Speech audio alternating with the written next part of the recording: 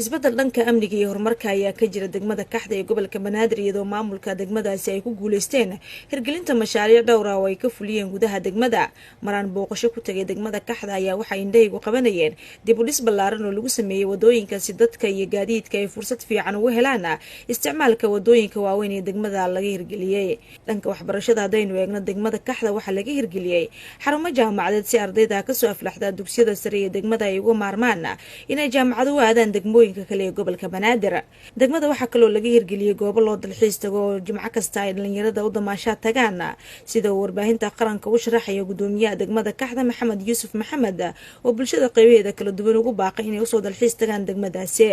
ummadda Soomaaliyeed ee dalxiis horumarkan iyo barnaamijyada degmada ka socdaan arkaynin waxaan u sheegi lahaa degmada Kaxdu fursad waxay u siinaysaa qof kasta oo Soomaaliya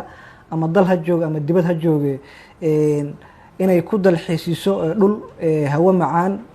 bannaan xoolihii ay daaqayaan aan lahayn haddii la yiraahdo waxyaabahan sunta ah markii bulshadu goobaha ay ku badato ka dhashaan lahayn dhul friisha iyo carro friisha iyo xoolihii oo daaqayaan insha Allah ugu baaqaynaa in loona soo dalxiisto anaguna gacmo furan ku soo dhaweynana insha Allah. Maraynu weydiinay horumarka dhanka amniga ee ka jira degmada ayuu ku jawaabay gudoomiye Maxamed Yuusuf in amaanka degmada ay tahay mid la isku haleyn karo ayna ku dadaalayaan xoojinta nabadgelyada. Amnigeeduna waa boqolkiiba boqol warowda dhacdooyinka gobolka Banaadir ka dhaca ay qayb ka tahay oo marar badan ay wax ka dhici karaan haddana boqolkiiba boqol waa degmooyinka ugu amniga badan ee gobolka Banaadir ayay ku jirtaa.